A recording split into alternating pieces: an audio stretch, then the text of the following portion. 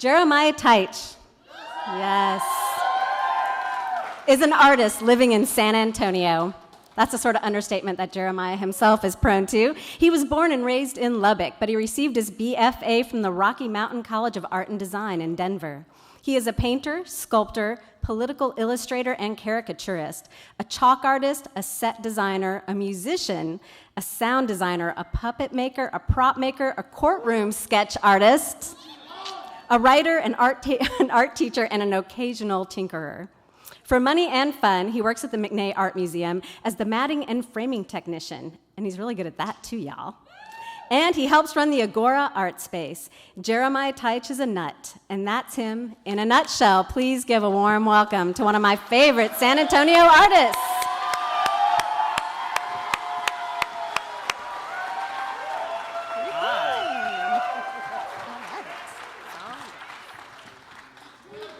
Good morning. Hold on. I've got to get my PechaKucha timer.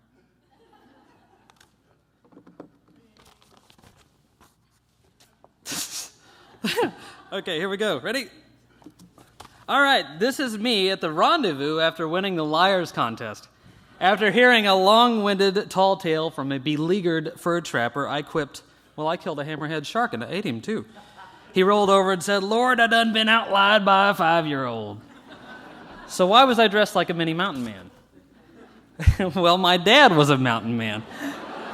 He made his own teepees, carved hand mirrors, built drums, made beads, built and shot flintlock muskets, even molded his own bullets. There wasn't anything this man couldn't do, or if he didn't know how to do something, he would sure as hell figure it out. He was a mountain man, but he was also kind of a Renaissance man. Here is a buckskin jacket he made, from scratch, mind you. He killed the deer, tanned the hide, used the sinew to sew it all together. He wasn't a tailor, he just kind of figured it out. He was always saying, I can do that. So I've tried to cultivate that kind of polymath Renaissance man attitude in my own life, and now I found myself saying, hell, I can do that. So using the knowledge I gleaned from my dad's bullet making, I started making these little elephant milagros for Hotel Emma and my roommate Libby. I carved the wax, made the mold, and melt the metal on my stove 10 at a time. Just because you can figure something out doesn't mean you're going to be efficient at it. But I learned a new skill, however crude it happened to be. Following along with figuring stuff out, I was really interested in how pipe organs worked. So I made this one-note flute based on a pipe organ pipe. It only plays G sharp.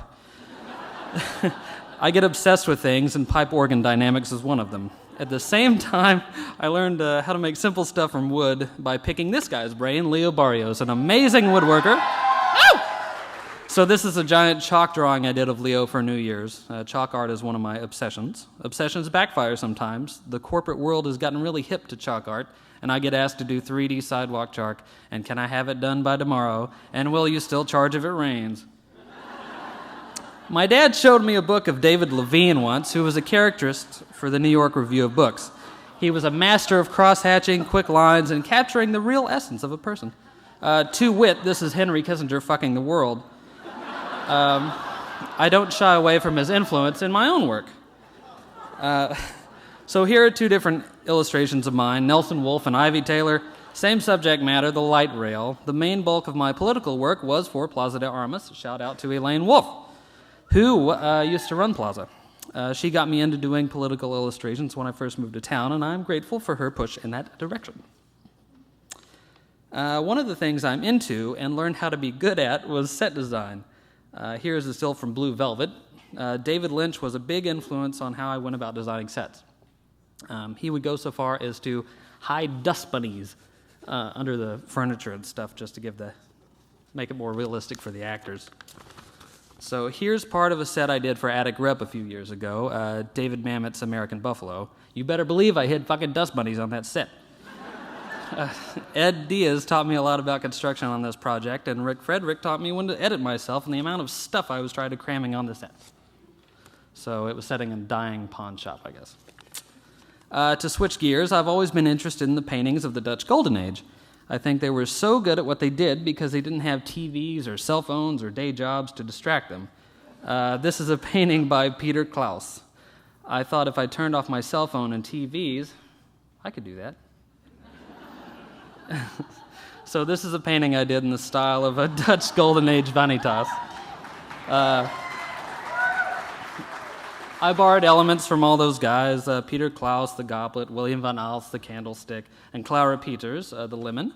Not bad for my first attempt at a real oil painting. True. First one. Another artist whom I greatly admire was Hans Holbein. If you don't have a TV or cell phones, you really can do a lot of stuff. His paintings were photographic. I suppose he even used optical devices for his work. I challenged myself to try to paint a self-portrait in this style.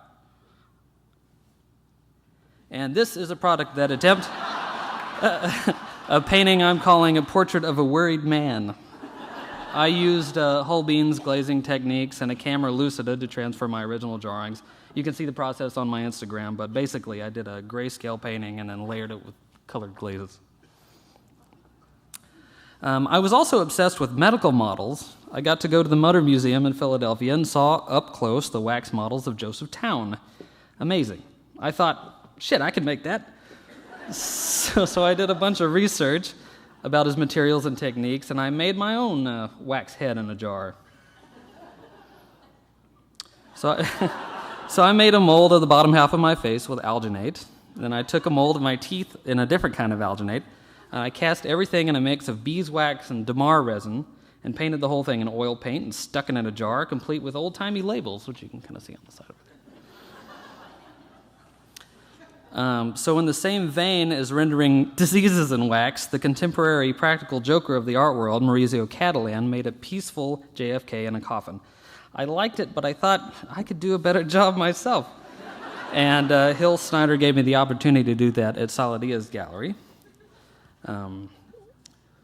So here's the main part of the installation I did at Saladia's. I held a wake for myself. This is a wax version of me in a borrowed coffin. I had seats, flowers, sappy music, and careful lighting.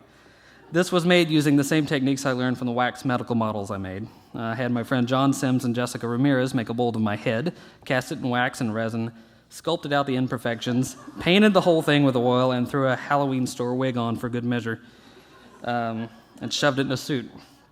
And although I had what I considered to be a pretty good wake, I can't hold a candle to what my father came up with as his final departure. He died last year. Namely, he wanted to be shot out of his cannon. 3 weeks ago, I drove to Dodson, Texas, and my brother and I stuffed my father's ashes into the howitzer cannon he'd purchased in the 80s, packed 3 heaping capfuls of Pyrodex in the barrel, lit the fuse, and we celebrated the end of his life in the only way you could celebrate the life of a polymath mountain man, not with a whimper, but with a bang.